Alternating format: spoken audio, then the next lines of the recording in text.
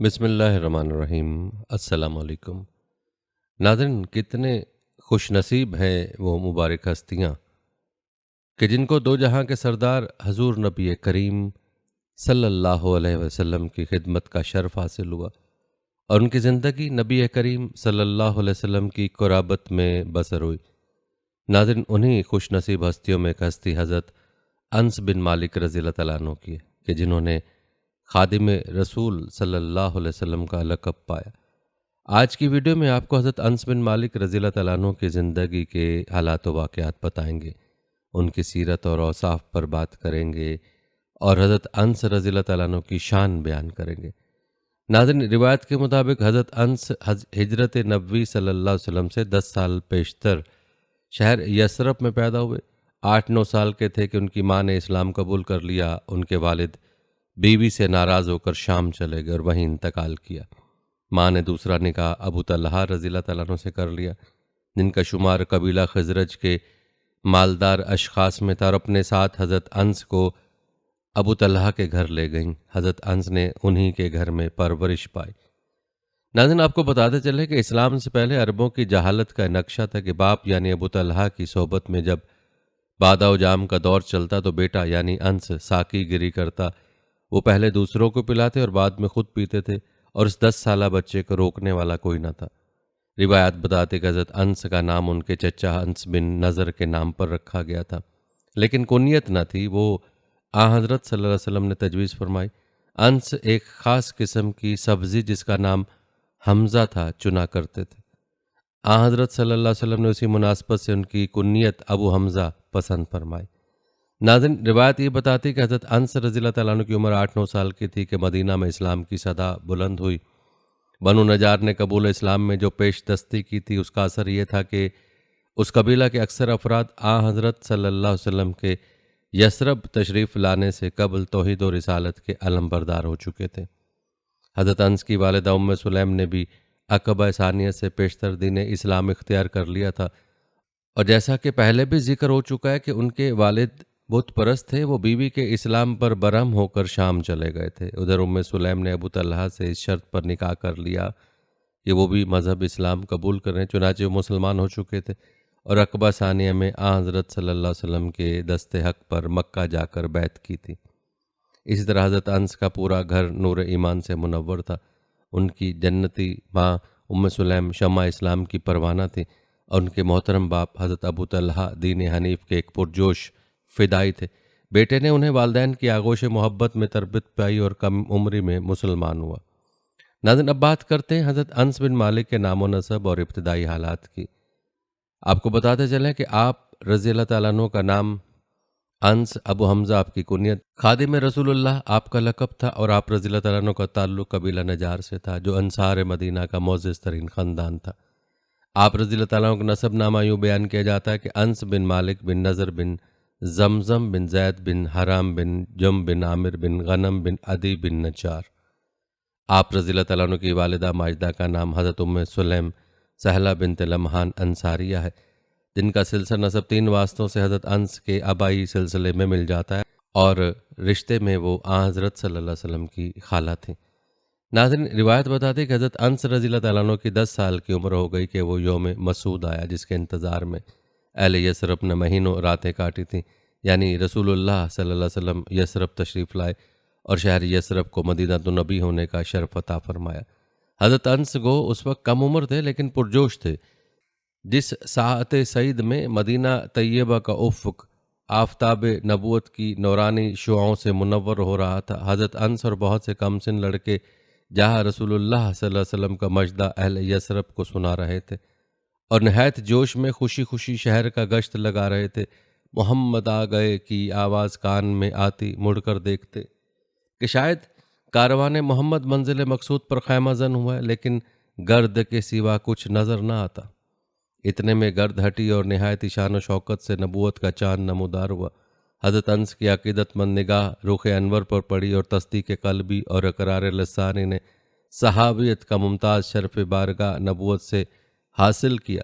ناظرین، روایت بتاتے کہ جیسے یہاں حضرت صلی اللہ علیہ وسلم نے مدینہ میں اقامت فرمائی تو حضرت ابو طلحہ حضرت انس کو لے کر خدمت اقدس میں حاضر ہوئے اور درخواست کی کہ انس کو اپنی غلامی میں لے لیجئے۔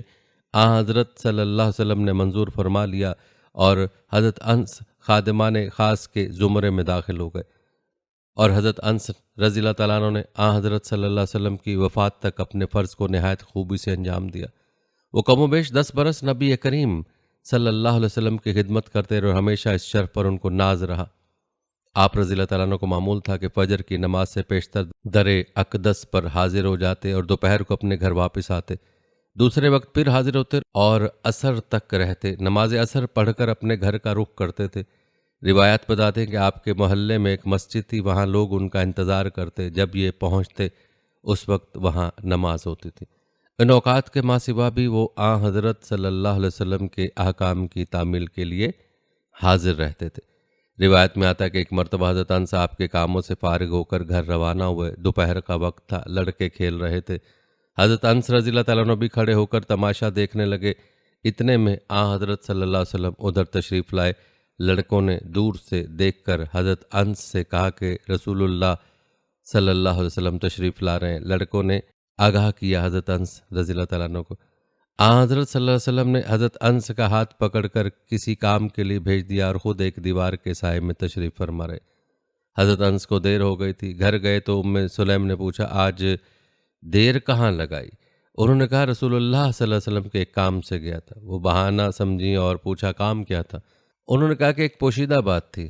حضرت سلیم نے کہا کہ اس کو کسی سے نہ کہنا، چنانچہ حضرت انس رضی اللہ تعالیٰ عنہ نے کسی پر ظاہر نہیں کیا۔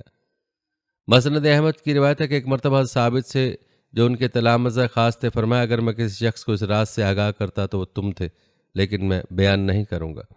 ناظرین قربان جائیں صحابہ کی شان پر کہ بچپن میں بھی یہ رازداری کہ اپنے پیارے آقا صلی اللہ علیہ وسلم کا راز کسی پر ظاہر نہ فرمایا، ورنہ بچوں کو کیا ہر کسی کو بتاتے پھریں۔ لیکن یاد رہے کہ صحابہ تو اللہ تعالیٰ کے منتخب کردہ ہستیاں اور پھر شاگرد بھی تو سرور کونین صلی اللہ علیہ وسلم کے تھے۔ روایت کے مطابق حضرت انس ہمیشہ حضرت صلی اللہ علیہ وسلم کے ساتھ رہتے تھے، سفر و حضر اور خلوت و جلوت کے ان کے لیے کوئی تخصیص نہ دی، اور نزول حجاب سے پہلے وہ حضرت صلی اللہ علیہ وسلم کے گھر میں آزادی کے ساتھ آتے جاتے تھے۔ ایک دن نماز فجر سے قبل حضرت صلی اللہ علیہ وآلہ وسلم نے فرمایا آج روزے کا ارادہ ہے، مجھے کچھ کھلا دو۔ حضرت انس جلدی سے اٹھے اور کچھ خرمے اور پانی لے کر حاضر ہوئے۔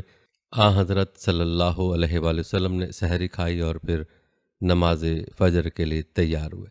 ناظرین روایت میں آتا ہے کہ خیبر میں داخلے کے وقت جبکہ نبوت کا جاہ و جلال فاتح کی شان و شوکت رکھتا تھا، حضرت انس کے قدم حضرت صلی اللہ علیہ وسلم کے قدم کو چھو گئے، جس سے ازار مبارک کھسک گیا اور حضرت صلی اللہ علیہ وسلم کے زانو مقدس کی سفیدی لوگوں کو نظر آ گئی، لیکن حضور صلی اللہ علیہ وآلہ وسلم نے کچھ خیال نہ فرمایا اور حضرت انس رضی اللہ تعالیٰ عنہ کو اس خطا سے درگزر کی۔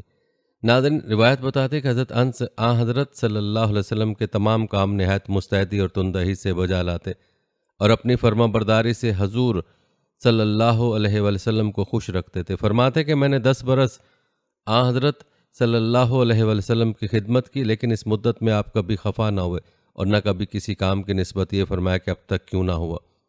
حضرت صلی اللہ علیہ وسلم کو ان سے خاص محبت ہو گئی تھی، ان کو بیٹا اور کبھی کبھی پیار میں انیس کہہ کر مخاطب فرماتے تھے۔ اکثر ان کے گھر تشریف لے جاتے، چھوارے نوش فرماتے، کھانا موجود ہوتا تو کھانا تناول فرماتے، دوپہر کا وقت ہوتا تو آرام کرتے، نماز پڑھتے اور حضرت انس رضی اللہ تعالیٰ عنہ کے لیے دعا فرماتے۔ یاد رہے کہ حضرت انس کی ماں حضرت سلیم حضرت صلی اللہ علیہ وآلہ وسلم کے رشتے میں خالہ تھیں۔ وہ حضرت صلی اللہ علیہ وسلم سے بہت محبت کرتی تھیں اور حضرت صلی اللہ علیہ وسلم کو بھی ان کا حد درجے خیال تھا۔ غزوہ خیبر میں صفیہ رضی اللہ تعالیٰ عنہ اسیر ہو کر آئیں اور حضرت صلی اللہ علیہ وسلم نے نکاح کا خیال ظاہر فرمایا تو حضرت سلیم کے پاس بھیج دیا۔ سلیم نے شادی کے سامان کیا اور حضرت صفیہ کو دلہن بنا کر شب کو حضرت صلی اللہ علیہ وسلم کے خیمہ اطہر میں پہنچا دیا۔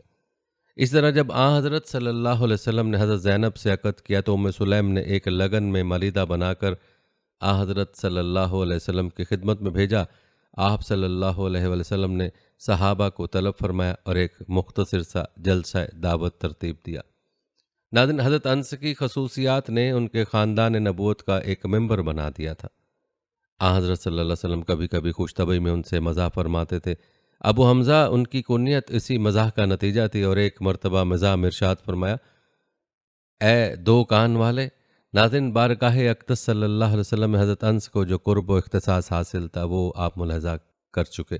آپ نے ملاحظہ کیا کہ سفر و حضر اور خلوت و جلوت میں وہ کس استقلال سے حضرت صلی اللہ علیہ وآلہ وسلم کے شریک صحبت رہتے تھے۔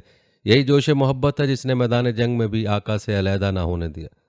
ناظرین، آپ کو یہ جان کر حیرانگی ہوگی کہ غزوہ بدر میں انس رضی اللہ تعالیٰ عنہ کی عمر کچھ نہ تھی، 12 برس کا سن تھا، لیکن مجاہدین اسلام کے پہلو بپہلو میدان جنگ میں موجود تھے اور حضرت صلی اللہ علیہ وآلہ وسلم کی خدمت میں خدمت گزاری کا فرض نبھا رہے تھے۔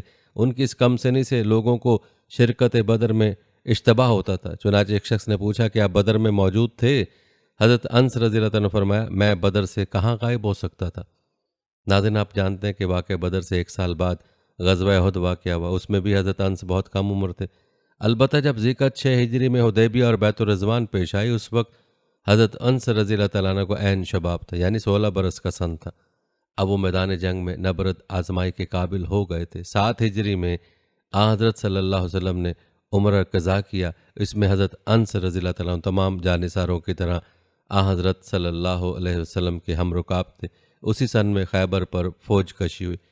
روایت بتاتی ہے کہ اس غزوہ میں حضرت انس ابو طلحہ کے ساتھ اونٹ پر سوار تھے اور حضرت صلی اللہ علیہ وسلم سے اس قدر قریب تھے کہ ان کا قدم حضرت صلی اللہ علیہ وسلم کے قدم سے مس کر رہا تھا۔ 8 ہجری میں مکہ اور طائف میں معرکوں کا بازار گرم ہوا اور 10 ہجری میں حضرت صلی اللہ علیہ وآلہ وسلم نے حجۃ الوداع یعنی آخری حج کیا۔ ان سب واقعات میں حضرت انس رضی اللہ تعالیٰ عنہ نے شرکت کی اور سعادت دنیاوی اور اخروی سے بہرہ اندوز ہوئے۔ ناظرین، اگرچہ حضرت صلی اللہ علیہ وسلم کے غزوات کی تعداد 26 یا 27 تک پہنچتی، لیکن جن مقابلوں میں جنگ و قتال کی نوبت آئی ہے وہ صرف 9 ہیں: بدر، احد، خندق، قریظہ، مستلق، خیبر، مکہ، حنین اور طائف۔ روایت کے مطابق حضرت انس رضی اللہ تعالیٰ ان سب میں موجود تھے۔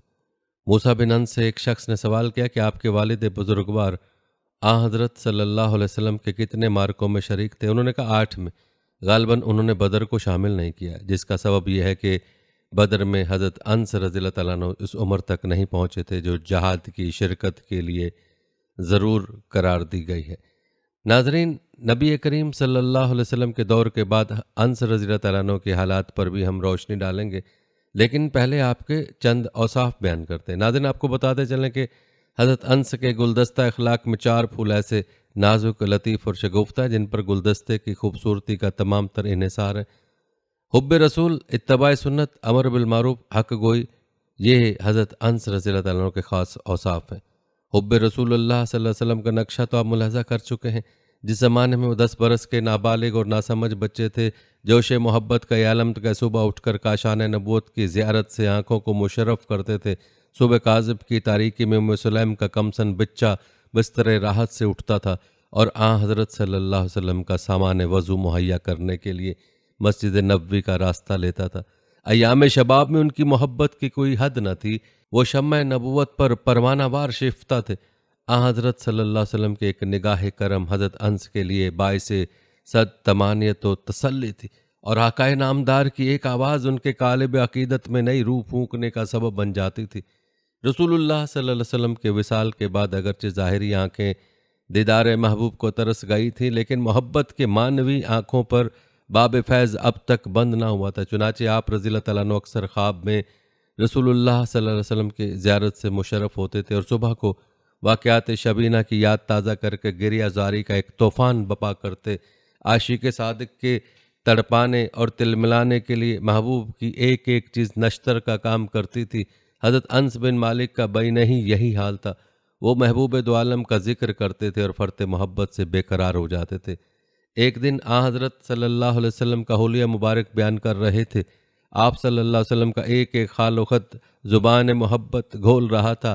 الفاظ جو ادا ہو رہے تھے اسی عالم میں شوق زیارت کا زبردست جذبہ ظہور پذیر ہوا، اور اس تذکرے نے وہ ایام سعید یاد دلائے جب ہادی برحق عالم مادی کے گلی کوچے میں پھرا کرتے تھے۔ حضرت انس اس کے شرف غلامی پر ناز کیا کرتے تھے۔ دفتن حالت میں ایک تغیر پیدا ہوا اور زبان سے بے اختیارانہ یہ جملہ نکلا کہ قیامت میں رسول اللہ صلی اللہ علیہ وسلم کا سامنا ہوگا تو عرض کروں گا کہ حضور صلی اللہ علیہ وسلم کا ادنا غلام انس حاضر ہے۔ ناظرین، روایت بتاتے کہ حضرت انس کی ہر مجلس حضرت صلی اللہ علیہ وسلم کے ذکر خیر سے لبریز ہوتی تھی۔ وہ عہد نبوت کے واقعات اپنی تلامذہ کے گوش گزار کیا کرتے تھے۔ اس ذکر کے دوران دل میں ایک ٹیس اٹھتی جس سے حضرت انس بے چین ہو جاتے تھے، لیکن یہ وہ درد تھا جس کا علاج طبیبوں کے اختیار سے باہر تھا۔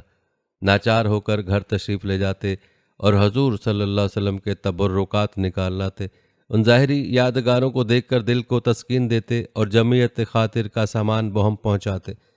ناظرین، حضرت انس کا جوش محبت اس درجے بڑھا ہوا تھا کہ اس سے تمام مجلس متاثر تھے۔ ان کے تلامذہ کو رسول اللہ صلی اللہ علیہ وسلم سے جو خاص محبت پیدا ہو گئی تھی وہ حضرت انس ہی کے ولولہ محبت کا کرشمہ تھا۔ ثابت حضرت انس رضی اللہ تعالیٰ عنہ کے شاگرد تھے۔ وہ بالکل اپنے استاد کے رنگ میں رنگے ہوئے تھے، ہمیشہ عہد نبوت کی نسبت سوال کرتے۔ ایک روز حضرت انس رضی اللہ تعالیٰ عنہ سے پوچھا، آپ نے کبھی حضرت صلی اللہ علیہ وسلم کا دست مبارک چھوا تھا؟ حضرت انس رضی اللہ تعالیٰ عنہ نے کہا ہاں۔ ثابت کے دل میں سوز محبت نے بے قراری پیدا کر دی۔ حضرت انس سے کہا کہ اپنا ہاتھ بڑھائیے، میں چوموں گا۔ ناظرین، حب رسول صلی اللہ علیہ وسلم کے بعد اتباع سنت کا درجہ ہے۔ محب صادق کی شناخت ہے، جو چیز اس کے محبوب کو مرغوب خاطر ہو خود بھی اس کو پسند کرے۔ حضرت انس کو حضرت صلی اللہ علیہ وسلم کی ذات سے جو عشق تھا اس کا یہ لازمی نتیجہ تھا کہ وہ آپ صلی اللہ علیہ وسلم کے اقوال و افعال کی پورے طور سے تقلید کرے۔ چنانچہ حضرت انس کی زندگی کے متعدد واقعات اس پر روشنی ڈالتے ہیں۔ ناظرین، یاد رہے کہ اسلام کا سب سے بڑا رکن کلمہ توحید کے بعد نماز ہے۔ حضرت صلی اللہ علیہ وسلم جس خضوع و خشوع اور جس آداب کے ساتھ نماز ادا کرتے تھے، صحابہ کوشش کرتے تھے کہ خود بھی اسی طریقے پر کاربند ہوں۔ چنانچہ متعدد صحابہ حضرت صلی اللہ علیہ وسلم کی نماز سے ملتی جلتی نماز پڑھتے تھے، لیکن حضرت انس نے آپ کے طرز و طریقے سے جو مشابہت اختیار کی تھی وہ ایک چراغ ہدایت تھا جو نبوت کے قلب مبارک سے حضرت انس کے قلب مصفہ میں روشن ہوا تھا۔ حضرت ابو ہریرہ نے حضرت انس رضی اللہ تعالیٰ عنہ کو نماز پڑھتے ہوئے دیکھا تو کہا کہ میں نے ابن ام سلیم یعنی انس سے بڑھ کر کسی کو حضرت صلی اللہ علیہ وسلم کے مشابہ نماز پڑھتے ہوئے نہیں دیکھا۔ نماز کے ماں سوا حضرت صلی اللہ علیہ وسلم کا ہر قول ہر فعل صحابہ کی نگاہ میں تھا۔ حضرت انس نے 10 سال حضرت صلی اللہ علیہ وسلم کی خدمت انجام دی تھی اور ہمیشہ ہی ساتھ رہے تھے۔ ایسی حالت میں رسول اللہ صلی اللہ علیہ وسلم کا کوئی عمل ایسا نہ تھا جو حضرت انس سے مخفی رہ سکتا۔ حضرت صلی اللہ علیہ وسلم جو کچھ ارشاد فرماتے یا اپنے طریقے عمل سے کسی امر کو ثابت کرتے تو حضرت انس رضی اللہ تعالیٰ عنہ اس کو اپنے حافظے کے سپرد کر دیتے تھے۔ جب اس قسم کی کوئی صورت پیش آتی تو قوت حافظہ سے اپنی امانت طلب کرتے، اس پر اس کو منطبق کرتے تھے۔ روایت بتاتے کہ خلیفہ دمشق نے حضرت انس رضی اللہ تعالیٰ عنہ کو شام میں طلب کیا تھا۔ وہاں سے واپسی کے وقت عین التمر میں قیام کرنا چاہا۔ شاگردوں اور جانثاروں کی آمد خبر پہلے سے معلوم ہو چکی تھی اور وہ لوگ عین التمر میں موجود تھے۔ آبادی سے باہر ایک میدان پڑتا ہے۔ حضرت انس رضی اللہ تعالیٰ عنہ کو اونٹ اسی طرف سے آ رہا تھا۔ نماز کا وقت تھا۔ حضرت انس چوپائے کی پیٹھ پر خالق دو جہاں کی حمد و ستائش کر رہے تھے، لیکن اونٹ قبلہ رخ نہ تھا۔ تلامذہ نے تو استعجاب کے لہجے میں پوچھا کہ آپ کس طرح نماز پڑھ رہے ہیں؟ حضرت انس رضی اللہ تعالیٰ عنہ نے فرمایا، اگر میں نے حضرت صلی اللہ علیہ وسلم کو اس طرح نماز پڑھتے ہوئے نہ دیکھا ہوتا تو میں کبھی نہ پڑھتا۔ ناظرین، یہ آپ رضی اللہ تعالیٰ عنہ کی نبی کریم صلی اللہ علیہ وسلم کے ساتھ قربت اور صحبت کا اثر تھا کہ جتنا قریب سے آپ نے نبی کریم صلی اللہ علیہ وسلم کے ہر عمل کو دیکھا، اتنا کوئی اور صحابی نہیں دیکھ سکا۔ روایت ہے کہ ابراہیم بن ربیعہ حضرت انس کے حضور میں آئے۔ نماز کا وقت تھا۔ حضرت انس ایک کپڑا باندھے اور اسی کو اوڑھے یاد الہی میں مصروف تھے اور ایک چادر پاس رکھی ہوئی تھی۔ نماز سے فارغ ہوئے تو ابراہیم نے پوچھا، آپ ایک کپڑے میں نماز پڑھتے ہیں؟ حضرت انس نے فرمایا، ہاں، میں نے اس طرح حضرت صلی اللہ علیہ وسلم کو نماز پڑھتے دیکھا تھا۔ حضرت صلی اللہ علیہ وسلم نے اپنی حیات اقدس میں سب سے آخر نماز جو حضرت ابو بکر رضی اللہ تعالیٰ عنہ کے پیچھے پڑی تھی ایک کپڑے میں ادا فرمائی تھی۔ ناظرین، یاد رہے کہ حضرت صلی اللہ علیہ وسلم کی حیات طیبہ کا ہر نقش حضرت انس رضی اللہ تعالیٰ عنہ کے لیے چراغ ہدایت تھا۔ اسی کی روشنی میں شاہراہ عمل پر قدم رکھتے تھے۔ فرائض سے اتر کر واجبات و سنن تک میں بھی آپ کا اسوہ پیش نظر رہتا تھا۔ قربانی ہر صاحب استطاعت پر ضروری ہے۔ حضرت انس رئیس اعظم تھے، جس قدر جانور چاہتے ذبح کر سکتے تھے، لیکن خیر القرون میں مطابعت رسول صلی اللہ علیہ وسلم کا درجہ نام و نمود سے بالاتر تھا۔ وہاں قربانی شہرت کے لیے نہیں بلکہ ثواب کے لیے ہوتی تھی۔ حضرت صلی اللہ علیہ وسلم نے 2 جانور قربان کیے تھے، اس لیے حضرت انس رضی اللہ تعالیٰ عنہ بھی 2 ہی کرتے تھے۔ روایت بتاتی کہ حضرت انس کے بچپن میں حضرت صلی اللہ علیہ وآلہ وسلم کا گزر لڑکوں کی طرف ہوا تھا، تو آپ صلی اللہ علیہ وسلم نے ان سے السلام علیکم فرمایا تھا، اس لیے حضرت انس رضی اللہ تعالیٰ عنہ ضعیف پیری میں بھی بچوں سے سلام میں سبقت کرتے تھے۔ ناظرین، روایت بتاتے ہیں کہ اظہار حق گوئی اور حق پسندی حضرت انس کے نمایاں اوصاف ہیں۔ خلافت شیخین کے بعد ایسے نوجوان جو اسلامی تعلیم سے بیگانہ تھے حکومت کے ذمہ دار عہدوں پر مقرر ہوئے، اس لیے بیشتر اوقات ان سے ایسے افعال سرزد ہو جاتے تھے جو قرآن و حدیث کے بالکل خلاف تھے۔ اصحاب رسول صلی اللہ علیہ وسلم نے جنہوں نے اپنی جان بیچ کر اسلام کا سودا کیا تھا، اس طرز کو گوارا نہ کر سکتے تھے، اور ان کے جوش ایمانی میں ایک ہیجان پیدا ہوتا تھا، اور وہ ملامت کرنے والوں کی ملامت کی پرواہ کیے بغیر اظہار حق پر آمادہ ہو جاتے تھے۔ حضرت انس رضی اللہ تعالیٰ عنہ حضرت صلی اللہ علیہ وسلم کے بعد زمانہ دراز تک بقید حیات رہے۔ بڑے بڑے جبار اور قہار عمرہ سے ان کو سابقہ پڑا جو بالاعلان حق احکام شریعت کی خلاف ورزی کرتے تھے۔ حضرت انس رضی اللہ تعالیٰ عنہ سنت نبوی صلی اللہ علیہ وسلم کو پامال دیکھ کر آپے سے باہر ہو جاتے تھے اور مجمع عام میں ایسے عمرہ کو تنبیہ کرتے تھے۔ ناظرین، روایت میں آتا ہے کہ عبید اللہ بن زیاد یزید کی طرف سے عراق کا گورنر تھا۔ حضرت امام حسین کے سر مبارک کو تشت میں رکھوا کر اپنے سامنے منگایا۔ اس کے ہاتھ میں چھڑی تھی، اس کو آنکھ پر مار کر آپ کے حسن کی نسبت ناملائم الفاظ استعمال کیے۔ حضرت انس رضی اللہ تعالیٰ عنہ سے نہ دیکھا گیا۔ آپ نے بےتاب ہو کر فرمایا، یہ چہرہ حضرت صلی اللہ علیہ وسلم کے چہرے سے مشابہ ہے۔ روایت بتاتے کہ مشہور جفاکار حجاج بن یوسف ثقفی اپنے بیٹے کو بصرہ کا قاضی بنانا چاہتا تھا۔ حدیث شریف میں قضایا امارت کی خواہش کرنے کی ممانعت ہے۔ حضرت انس رضی اللہ تعالیٰ عنہ کو خبر ہوئی تو فرمایا، حضرت صلی اللہ علیہ وسلم نے اس کو منع کیا ہے۔ حکم بن ایوب حکومت امویہ کا ایک امیر تھا، اس کی سفاکی انسانوں سے متجاوز کر کے حیوانوں تک پہنچی تھی۔ ایک دفعہ حضرت انس رضی اللہ تعالیٰ عنہ اس کے مکان پر تشریف لے گئے تو دیکھا کہ ایک مرغی کے پاؤں باندھ کر لوگ نشانہ لگا رہے ہیں، جب تیر لگتا تو بے اختیار پھڑپڑاتی تھی۔ یہ دیکھ کر حضرت انس رضی اللہ تعالیٰ عنہ برہم ہوئے اور لوگوں کو اس کی حرکت پر تنبیہ کی۔ ناظرین، روایت بتاتی کہ حضرت عمر بن عبد العزیز ایام شہزادگی میں دولت امیہ کی طرف سے مدینہ منورہ کے گورنر تھے، اور چونکہ خاندان شاہی میں پرورش پائی تھی اس لیے رموز ملت میں دخل نہ تھا، لیکن رواج زمانہ کے موافق نماز خود پڑھاتے تھے اور اس میں بعض غلطیاں ہو جاتی تھی۔ حضرت انس ان کو ہمیشہ ٹوکتے تھے۔ بار بار ٹوکنے پر انہوں نے حضرت انس سے کہا کہ آپ میری کیوں مخالفت کرتے ہیں؟ حضرت انس رضی اللہ تعالیٰ نے فرمایا کہ میں نے رسول اللہ صلی اللہ علیہ وسلم کو جس طرح نماز پڑھتے دیکھا ہے، اگر آپ اسی طرح پڑھائیں تو میری عین خوشی ہے، ورنہ آپ کے ساتھ نماز نہ پڑھوں گا۔ عمر بن عبدالعزیز کی طبیعت صلاحیت پذیر واقع ہوئی تھی۔ ان جملوں نے خاص اثر کیا اور اسرار دین سیکھنے کی طرف توجہ صرف کی۔ حضرت انس رضی اللہ عنہ سے زیادہ اس کام کے لیے اور کون موضوع ہو سکتا تھا؟ چنانچہ کچھ دنوں ان کی صحبت و تعلم کے اثر سے ایسی معتدل نماز پڑھانے لگے کہ ان کے قعدہ و قیام کی موزونیت دیکھ کر حضرت انس رضی اللہ تعالیٰ عنہ کو بھی اعتراف کرنا پڑا کہ اس لڑکے سے زیادہ کسی شخص کی نماز حضرت صلی اللہ علیہ وسلم کی نماز سے مشابہ نہیں ہے۔ ناظرین، روایت بتاتے کہ حضرت انس رضی اللہ تعالیٰ عنہ کسی موقع پر بھی تعلیم میں دین و تبلیغ سنت سے غافل نہ رہتے تھے۔ ایک مرتبہ خلیفہ عبد الملک امی نے حضرت انس اور بعض انصار کو، جن کی تعداد 40 کے قریب تھی، دمشق بلایا۔ وہاں سے واپسی کے وقت فجر ناکہ پہنچ کر عصر کا وقت آیا۔ چونکہ سفر ابھی ختم نہ ہوا تھا، اس لیے حضرت انس رضی اللہ تعالیٰ عنہ 2 رکعت نماز پڑھے اور اپنے خیمہ میں تشریف لے گئے۔ باقی تمام آدمیوں نے 2 اور بڑھا کر 4 رکعتیں پوری کی۔ حضرت انس رضی اللہ عنہ کو معلوم ہوا تو نہایت برہم ہوئے اور فرمایا کہ جب خدا نے اس کی اجازت دی ہے تو لوگ اس رعایت سے کیوں فائدہ نہیں اٹھاتے؟ میں نے یہاں حضرت صلی اللہ علیہ وسلم سے سنا ہے کہ ایک زمانے میں لوگ دین میں بال کی کھال نکالیں گے اور تعمیق سے کام لیں گے، لیکن حقیقت میں وہ بالکل کورے رہیں گے۔ اسی طرح کی روایت ہے کہ ایک مرتبہ کچھ لوگ نماز ظہر کو پڑھ کر حضرت انس رضی اللہ عنہ کی ملاقات کو آئے۔ انہوں نے کنیز سے وضو کے لیے پانی مانگا۔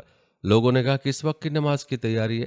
فرمایا عصر کی حاضرین میں سے ایک شخص بولا کہ ہم تو ابھی ظہر پڑھ کر آ رہے ہیں۔ عمرہ کی سہل انگاری اور عوام کی غفلت دینی دیکھ کر حضرت انس رضی اللہ تعالیٰ عنہ کو سخت غصہ آیا اور ان سے خطاب کر کے فرمایا وہ منافق کی نماز ہوتی ہے کہ آدمی بیکار بیٹھا رہتا ہے، نماز کے لیے نہیں اٹھتا، جب آفتاب غروب ہونے کے قریب آتا ہے تو جلدی سے اٹھ کر مرغ کی طرح 4 چونچے مار لیتا ہے، جس میں یاد الہی کا بہت تھوڑا حصہ ہوتا ہے۔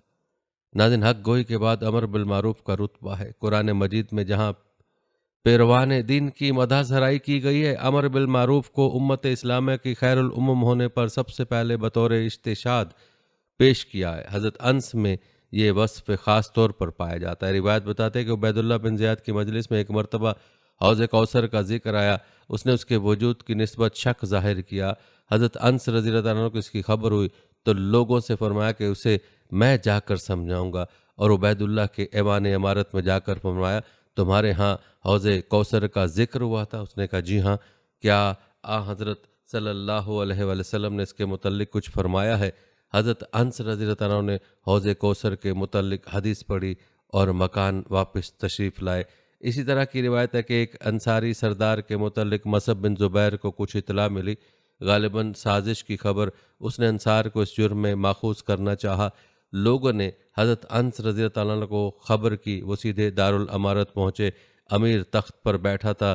حضرت انس نے اس کے سامنے جا کر یہ حدیث سنائی کہ حضرت صلی اللہ علیہ وسلم نے انصار کے عمرہ کو یہ وصیت کی ہے کہ ان کے ساتھ خاص رعایت کی جائے، ان کے اچھوں سے سلوک کا برتاؤ اور بروں سے درگزر کا برتاؤ کرنا چاہیے۔ اس حدیث کا مذہب پر اس قدر اثر ہوا کہ تخت سے اتر گیا اور فرش پر اپنا رخسار رکھ کر حضرت صلی اللہ علیہ وسلم کا فرمان سر آنکھوں پر میں ان کو چھوڑتا ہوں۔ ناظرین، روایت بتاتی ہیں کہ حضرت صلی اللہ علیہ وسلم کے بعد حضرت ابو بکر خلیفہ ہوئے تو انہوں نے حضرت انس کو بحرین میں صدقات کا افسر بنانا چاہا۔ پہلے حضرت عمر رضی اللہ تعالیٰ سے مشورہ کیا، انہوں نے کہا کہ انس بہت ہوشیار شخص ہیں، آپ نے جو خدمت ان کے لیے تجویز کی ہے میں اس کی تائید کرتا ہوں۔ چنانچہ حضرت انس کو بارگاہ خلافت میں طلب کیا اور بحرین کا عامل بنا کر بھیجا۔ روایت بتاتی ہے کہ حضرت عمر نے اپنے عہد خلافت میں حضرت انس کو تعلیم فقہ کے لیے ایک جماعت کے ساتھ بصرہ روانہ کیا۔ اس جماعت میں تقریباً 10 اشخاص تھے۔ حضرت انس رضی اللہ عنہ نے مستقل طور سے بصرہ میں سکونت اختیار کی اور زندگی کا بقیہ حصہ یہیں بسر کیا۔ ان مشاغل کے ماں سوا صحت کے تمام لڑائیوں میں حضرت انس رضی اللہ عنہ نے خصوصیت سے حصہ لیا ہے۔ عجم کی فتوحات میں واقع تستر خاص اہمیت رکھتا ہے۔ روایت کے مطابق حضرت انس اس معرکے میں پیدل فوج کے افسر اعلیٰ تھے۔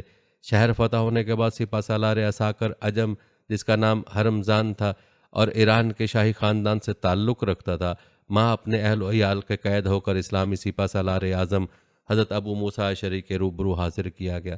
حضرت ابو موسیٰ نے ہرمزان کو حضرت انس رضی اللہ عنہ کی ہمراہ بارگاہ خلافت میں روانہ کیا اور 300 سپاہیوں کا ایک دستہ ہرمزان کی حفاظت کے لیے حضرت انس رضی اللہ عنہ کی ماتحتی میں دے دیا۔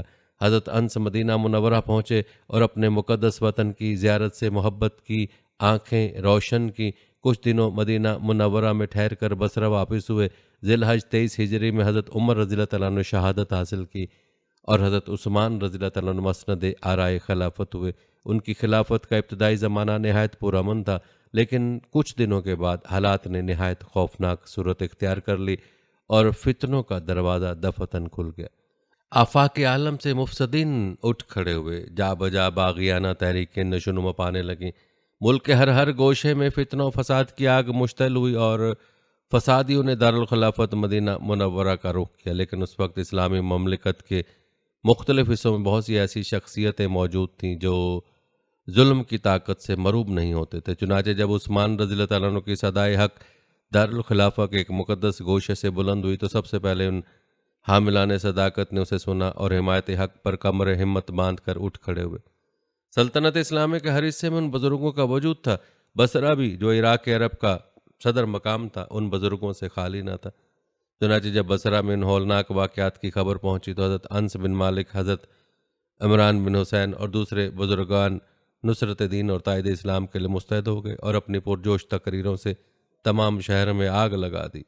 لیکن یہ امداد پہنچنے بھی نہ پائی تھی کہ خلیفہ اسلام حضرت عثمان غنی رضی اللہ عنہ شہید ہو چکے تھے۔ ناظرین، حضرت عثمان کے بعد حضرت علی کرم اللہ وجہ نے مسند خلافت کو اپنے جلوس سے زینت بخشی۔ خلافت کو 6 ماہ بھی نہ گزرے تھے کہ ایک عظیم الشان فتنے نے بصرے سے سر اٹھایا، جس کی لپیٹ میں صحابہ بھی آ گئے۔ بصرہ حضرت انس رضی اللہ عنہ کو مستقل قرار گاہ تھا اور وہاں ان کا خاص اثر تھا، لیکن انہوں نے اس فتنے سے اپنا دامن بالکل محفوظ رکھا۔ وہ دوسرے صحابہ کرام کی طرح گوشہ نشین رہے اور اس وقت تک نہ نکلے جب تک آتش فساد سرد نہ ہو گئے۔ ناظرین، روایت بتاتی کہ حضرت علی کرم اللہ وجہ کے بعد وہ عرصے تک زندہ رہے اور انقلاب زمانہ کے عجیب و غریب مناظر دیکھتے رہے، لیکن انہوں نے گوشہ خلوت کو مقدم جانا اور شہرت کی گوناگوں دل فریبیوں پر اپنے نفس کو مائل نہ کیا۔ البتہ وہ اموال حکومت کے دست ستم سے محفوظ نہ رہ سکے۔ عبد الملک بن مروان کے زمانہ خلافت میں حجاج بن یوسف ثقفی، جو سلطنت امویہ کے مشرقی ممالک کا گورنر تھا اور ظلم و جور میں اپنا نظیر نہیں رکھتا تھا، اور جب بصرہ آیا تو حضرت انس کو بلا کر نہایت سخت تنبیہ کی اور لوگوں میں ذلیل کرنے کی خاطر گردن پر مہر لگوا دی۔ حجاج کا خیال تھا کہ حضرت انس ہوا کے رخ پر چلتے ہیں، چنانچہ ان کو دیکھ کر کہتا، انس، یہ چال بازی، کبھی مختار کا ساتھ دیتے ہو، کبھی ابن اشعث کا، میں نے تمہارے لیے بڑی سخت سزا تجویز کی ہے۔ حضرت انس رضی اللہ عنہ نے نہایت تحمل سے کام لے کر پوچھا، خدا امیر کو صحت دے، کس کے لیے سزا تجویز ہوئی ہے؟ حجاج نے کہا، تمہارے لیے۔ حضرت انس خاموش ہو کر اپنے مکان واپس تشریف لائے اور خلیفہ عبد الملک کے پاس ایک خط میں جس میں حجاج کی شکایت لکھی تھی وہ روانہ کیا۔ عبد الملک نے خط پڑھا تو غصے سے بےتاب ہو گیا اور حجاج کو ایک تہدید آمیز خط لکھا کہ حضرت انس سے فوراً ان کے مکان پر جا کر معافی مانگو، ورنہ تمہارے ساتھ بہت سخت برتاؤ کیا جائے گا۔ حجاج ماں درباریوں کے خدمت اقدس میں حاضر ہوا اور معافی مانگی اور درخواست کی کہ خوشنودی کا ایک خط خلیفہ کے پاس بھیج دیں۔ چنانچہ حضرت انس نے اس کی عرض منظور کی اور دمشق ایک خط روانہ کیا۔ روایت کے مطابق حضرت انس رضی اللہ تعالیٰ عنہ کی عمر شریف اس وقت 100 سے متجاوز ہو چکی تھی۔ 93 ہجری میں پیمانہ عمر لبریز ہو گیا، چند مہینوں تک بیمار رہے۔ شاگردوں اور عقیدت مندوں کا ہجوم رہتا تھا اور دور دور سے لوگ عیادت کو آتے تھے۔ جب وفات کا وقت قریب ہوا تو ثابت بنانی سے کہا، جو تلامذہ خاص میں تھے، فرمایا کہ میری زبان کے نیچے حضرت صلی اللہ علیہ وسلم کا منہ مبارک رکھ دو۔ ثابت نے تعمیل حکم کی اسی حالت میں روح مطہر نے دائی اجل کو لبیک کہا، انا للہ و انا الیہ راجعون۔ ناظرین، روایت بتاتے کہ وفات کے وقت حضرت انس کی عمر 103 مرحلے یعنی سال طے کر چکی تھی۔ بصرہ میں سوائے ان کے اور کوئی صحابی زندہ نہ تھا اور عموماً عالم اسلامی بجز ابو الطفیل صحابہ کرام کے وجود سے خالی ہو چکا تھا۔ نماز جنازہ میں اہل و عیال، تلامذہ اور احباب خاص کی بڑی تعداد موجود تھی۔ فتن بن مدرک کلابی نے نماز جنازہ پڑھائی اور اپنے گھر کے قریب موضع تف میں دفن کیے گئے۔ روایت کے مطابق حضرت انس کی وفات سے لوگوں کو سخت صدمہ ہوا اور واقعی رنج و الم کا مقام تھا، کیونکہ تربیت یافتگان نبوت ایک ایک کر کے اٹھ گئے تھے۔ صرف 2 شخص باقی تھے جن کی آنکھیں شمع نبوت کے دیدار سے روشن ہوئی تھیں۔ اب ان میں سے بھی ایک نے دنیا فانی سے قطع تعلق کر لیا تھا۔ ناظرین، روایت بتاتے کہ حضرت انس کا انتقال ہوا تو مورخ بولے، افسوس، آج نصف عالم جاتا رہا۔ لوگوں نے کہا، یہ کیوں کر؟ کہا، میرے پاس ایک بدعتی آیا کرتا تھا، وہ جب حدیث کی مخالفت کرتا میں اسے حضرت انس کے پاس حاضر کرتا تھا۔